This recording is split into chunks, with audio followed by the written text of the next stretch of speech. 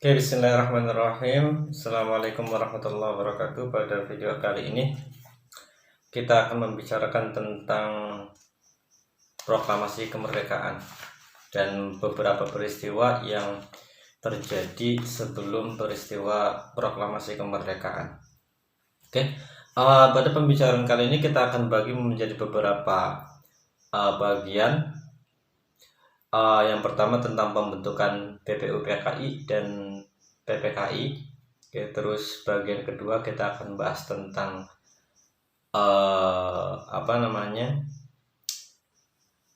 kekalahan Jepang di Perang Asia Pasifik pada Perang Dunia Kedua. Terus yang terakhir adalah peristiwa Rengas Dengklok dengan proklamasi kemerdekaannya. Oke, yang pertama Jepang pada tahun 1945 itu sudah banyak sekali mengalami kekalahan di Perang Dunia Kedua, terutama di Perang Asia Pasifik melawan kekuatan sekutu. Nah, sehingga untuk menghadapi perang-perang ini, Jepang banyak sekali menjanjikan, terutama pada Indonesia, menjanjikan untuk memberikan kemerdekaan. Dan untuk meyakinkan kepada pihak Indonesia terhadap janji itu, Jepang kemudian membentuk yang disebut dengan BPUPKI. Oke. Jadi dia dibentuk pada tanggal 1 Maret, akan tetapi kepengurusannya itu baru jadi diumumkan pada tanggal 1 Maret, diumumkan pembentukan BPUPKI-nya, tetapi kemudian dia kepengurusannya itu diumumkan pada tanggal 29 April 1945. Nah, itu jadi saya ulangi, pengumuman dibentuknya itu pada tanggal 1 Maret, tetapi kepengurusannya diumumkan pada tanggal 29 April. Nah, menindaklanjuti itu kemudian beberapa pengurusnya yang diketuai oleh Rajiman Widyodiningrat itu melaksanakan rapat yang pertamanya pada tanggal 28. Tetapi di tanggal 28 itu saja hanya berupa rapat pembukaan dan sambutan-sambutan. Nah, di rapat selanjutnya yaitu pada tanggal 29 dan tanggal 29, terus tanggal 31 Mei dan tanggal 1 Juni baru dilaksanakan jajak pendapat tentang bagaimana seharusnya Indonesia itu dibentuk, dasar-dasar apa Indonesia itu harus dibentuk. Nah, sebenarnya ada banyak sekali pembicara dari anggota sidang yang berbicara ketika itu. Hanya saja kemudian disarikan yang dianggap paling elemen-elemen pidatonya dianggap sebagai lengkap untuk pembentukan sebuah negara itu ada 3. Pertama, pada tanggal 29 yaitu pidato yang disampaikan oleh Muhammad Yamin. Terus pada tanggal 31 itu pidato yang disampaikan oleh Supomo. Terus pada tanggal 29 dan tanggal 31 Mei. Nah, terus kemudian pidato yang disampaikan oleh Soekarno pada tanggal 1 Juni. Nah, kemudian dari ketiga itu muncullah istilah yang kemudian kita sebut sebagai Pancasila itu. Memang ada perdebatan apakah memang gagasan Pancasila ini berasal dari Soekarno atau dari orang lain. Itu memang ada beberapa perbedaan, tetapi kemudian beberapa buku itu menyebutkan memang paling tepat memang istilah Pancasila itu memang pertama kali muncul dari gagasannya disampaikan oleh Soekarno dalam pidatonya pada tanggal 1 Juni itu. Oke, itu. Kemudian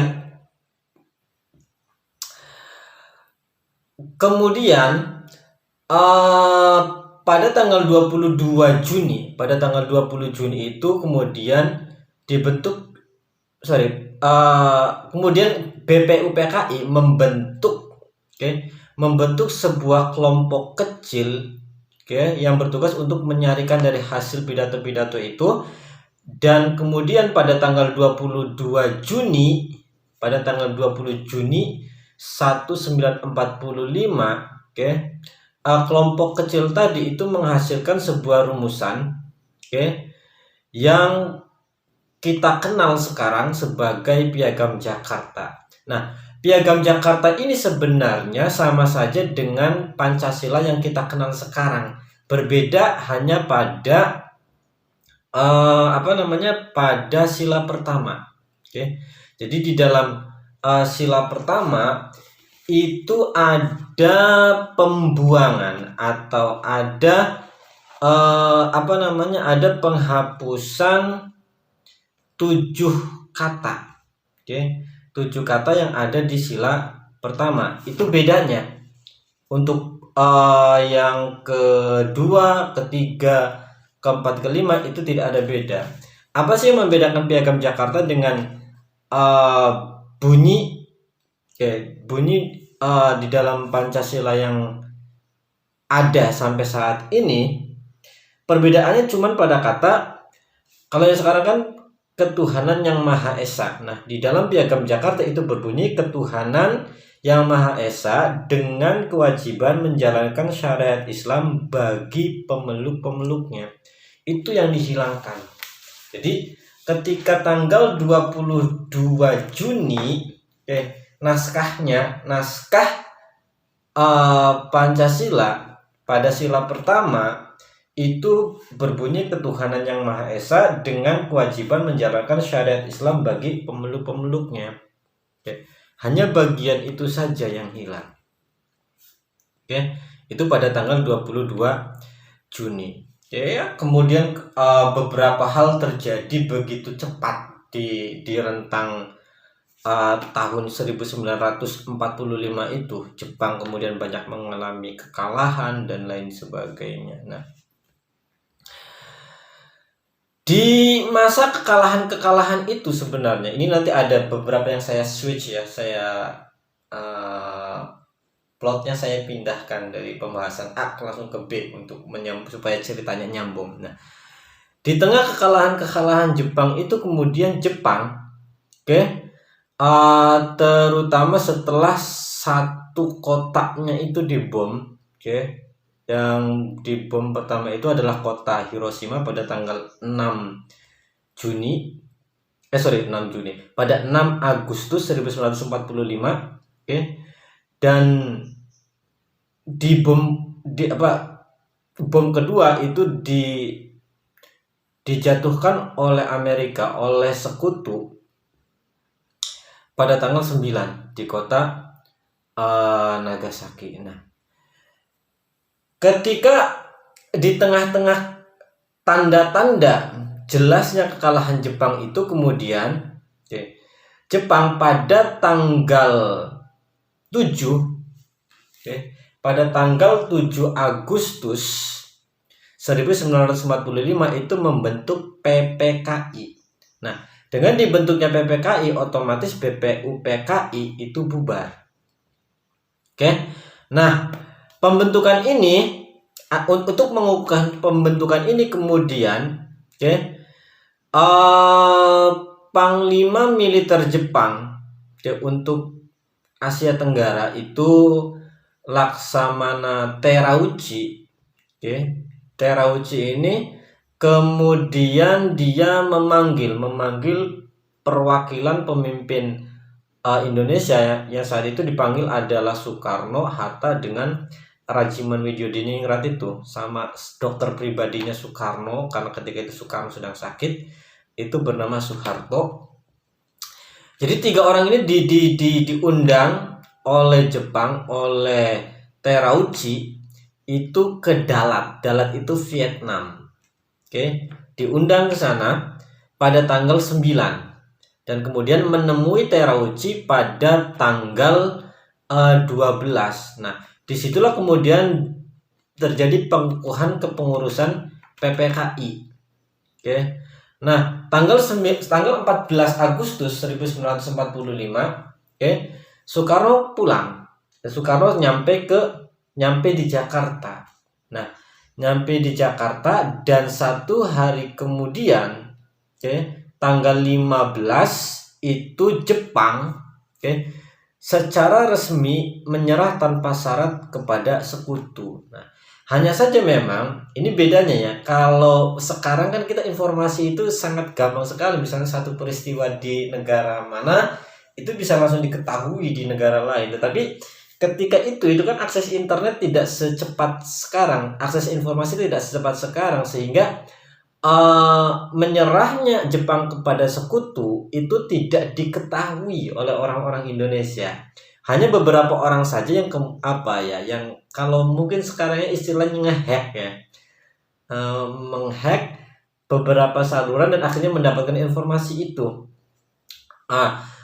Orang-orang yang kemudian mendapatkan informasi itu yang kemudian kita sebut sebagai golongan muda itu kemudian menekan Soekarno dan Hatta atau yang kemudian kita sebut sebagai golongan tua untuk sesegera mungkin untuk memproklamasikan kemerdekaan. Oke, ini masalah mulai muncul nih antar beberapa golongan para pejuang di Indonesia, terutama golongan tua dengan golongan muda. Setelah mengetahui informasi itu, golongan muda mendesak Soekarno dan Hatta untuk segera memproklamasikan kemerdekaan. Sementara Soekarno dan Hatta menolak dengan alasan bahwa pada tanggal 16, berarti besok harinya, akan diadakan sidang PPKI. Maka Soekarno berniat untuk menanyakan kepada para anggota sidang PPKI yang merupakan wakil dari beberapa wilayah itu untuk menanyakan kapan kira-kira akan dilaksanakan proklamasi kemerdekaan. Nah, ini akan semakin sulit. Pihak golongan muda itu berpendapat bahwa kalau proklamasi kemerdekaan itu menunggu sidang PPKI, maka sementara PPKI sendiri tadi itu kan dibentuk oleh Jepang. Maka bagi golongan muda, berarti ya ketika kalau misalnya Soekarno memproklamasikan kemerdekaan masih atas nama PPKI, berarti kemerdekaan Indonesia itu masih di bawah bayang-bayang Jepang. Itu logika yang dipakai oleh golongan muda tadi. Kenapa segera mendesak Soekarno agar memproklamirkan kemerdekaan tanpa harus menunggu sidang PPKI yang rencananya akan dilaksanakan pada tanggal 16 Agustus. Nah, perdebatan antara golongan tua dengan golongan muda ini lumayan ini ya. Bahkan golongan muda itu kan mengancam kalau misalnya Soekarno tidak segera memproklamasikan kemerdekaan, maka akan terjadi pertumpahan darah. Itu ancamannya seperti itu. Ketika dikatakan seperti itu, Soekarno malah menantang balik. Soekarno mengatakan, ini leher saya, silahkan bunuh saya. Tapi saya tetap akan, sebagai ketua PPKI, saya akan tetap menunggu sidang pada tanggal 16 Agustus itu. Itu kurang lebih ya. Ngomongnya tidak seperti itu, tapi kurang lebih seperti itu. Nah, sehingga deadlock, tidak ada kesepakatan di situ. Akhirnya golongan muda bersepakat untuk mengasingkan, mengasingkan atau mengangkat, kalau di bahasanya mengangkat Soekarno dan Hatta, untuk dibawa ke tempat yang aman. Dan ketika itu disepakati tempat yang aman ketika itu adalah di Rengas Dengklok. Rengas Dengklok itu berarti di Karawang, Jawa Barat. Karawang di Jawa Barat sana. Nah, pada tanggal 16 dini hari, sekitar jam 3, Soekarno diangkut bersama istrinya Fatmawati dan konon bersama anaknya Guru Soekarno Putra yang baru berumur sekitar 9 bulan. Itu juga dibawa ke sana. Termasuk juga Hatta itu dibawa ke sana. Berarti di tanggal 16-nya, dini hari di tanggal 16 itu dibawa ke sana. Yang di Jakarta itu kan tanggal 16 itu sudah direncanakan akan melakukan pertemuan atau sidang pertama dari PPKI. Itu tidak jadi karena Soekarno sebagai ketuanya itu tidak ada, diasingkan ke ke Rengas Dengklok. Akhirnya yang ada di Jakarta itu kemudian melakukan negosiasi dengan golongan muda dan akhirnya disepakati bahwa ya udah Soekarno dengan Hatta dikembalikan ke Jakarta dengan syarat segera memproklamirkan kemerdekaan. Ketika itu Ahmad Subarjo sebagai negosiator dari golongan tua itu menjanjikan jam 4, tanggal 16 jam 4. Tetapi Soekarno sendiri baru dijemput dari Rengas Dengklok, berangkat dari Rengas Dengklok ke Jakarta itu jam 9 malam dan nyampe di Jakarta itu jam 11. Oke. Nah, di situ kemudian ketika di Jakarta Soekarno itu kemudian menyusun ya bersama tim yang lain itu menyusun naskah proklamasi di rumah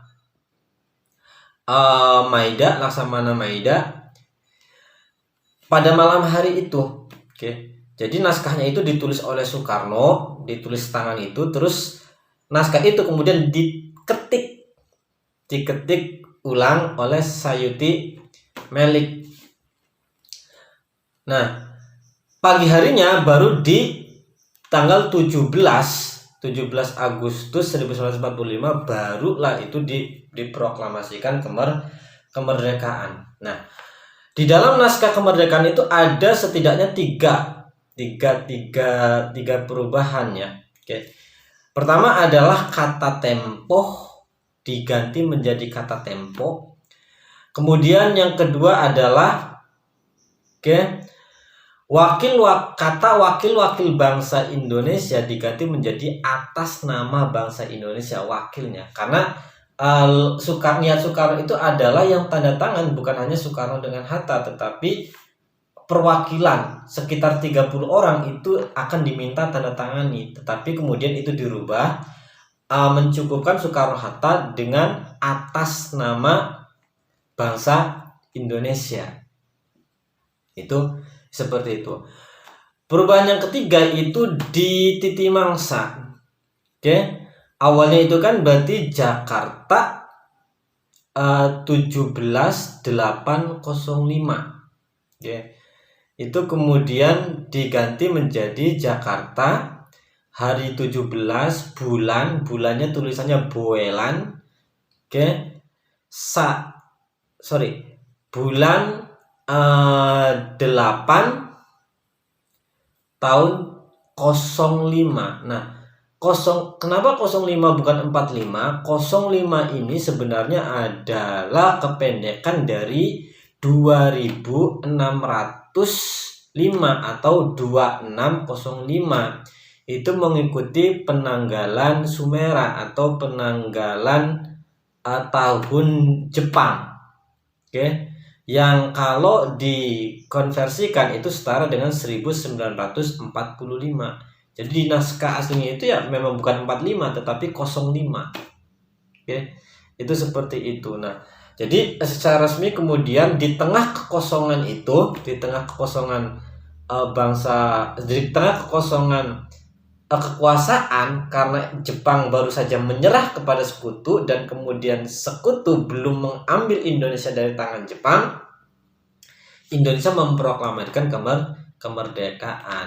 Nah, sehingga tanggal 18 baru diadakan sidang PPKI yang pertama. Jadi awalnya yang harusnya tanggal 16 menjadi tanggal 18 Agustus 1945.